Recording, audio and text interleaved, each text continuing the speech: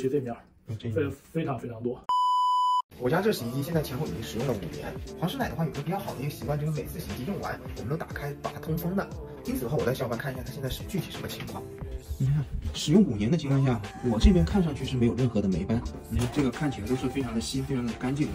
但是的话，上次我去帮我朋友做那个Kondo他那个洗衣机的清洁的时候，那个师傅就提醒我，如果霉斑在你这种胶圈翻出来都已经看到的情况下，就证明这个霉斑的情况就已经非常严重了。因此的话，我想用了5年的情况下，我还是让师傅今天过来帮我做一个深度的清洁。您现在选择是200刀的这个几级烘干机保养套餐，我们会这个拆胶圈，给您清洁胶圈和这个胶圈滚筒连接处。假如说举例您那旧胶圈要特别脏，都已经布满了黑斑了，那建议您就得需要换新胶圈。新胶圈的材料费是给您算的，我还顺便给您清洁一下开水泵。烘干机部分的话，我们是给您拆上盖、拆前门，完了之后给您重点是吸这个加热丝附近，时间长的话，加热丝上会落一层灰尘，很容易引起火灾。换新管道也给您清了。这样的话加一块是200刀。连这管特别难拿。这个空间很小，大部分就都靠这个闭眼操作啊什么的。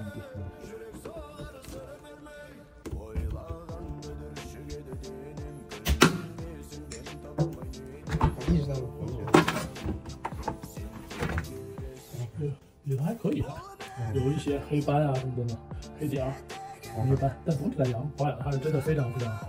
但是你看这胶圈滚筒连接处里头还是很脏的，你看这是很脏，这些东西的话会随着洗衣服都会粘到衣服上啊什么的。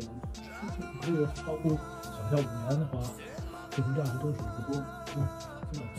所以的话，我这个就不需要更换。对，胶圈这么干净的话，这就不需要更换了。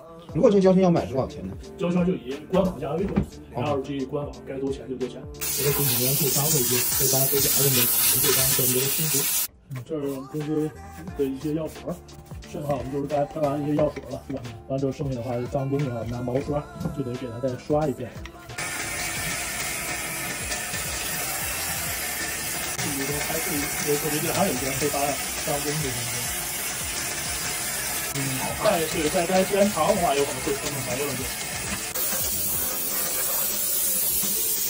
Later， 我给大家看一眼这个另外一款胶圈，也是从外表看，这里头你看还挺干净，看外表非常干净，它几乎没有什么霉斑啊什么等等的，你看里头还是非常干净的。但是它要拆下来之后，胶圈滚筒连接处啊什么等等，你看都已经布满了黑斑了、黑霉什么的，你看非常多，非常严重。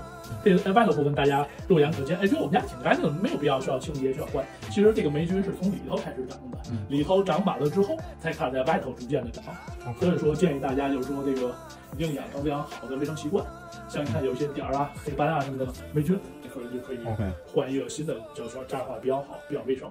像是咱这钥匙喷的这胶圈滚筒连接处，擦一下，擦一圈，是吧？包括这个胶圈滚筒连接处，咱擦一圈，这直接就非常脏了。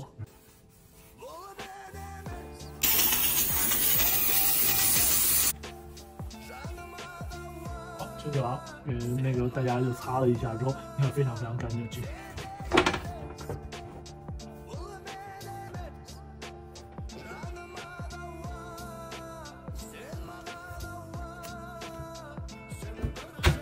清洁这个比较简单，就是打开这里头有一个这个管。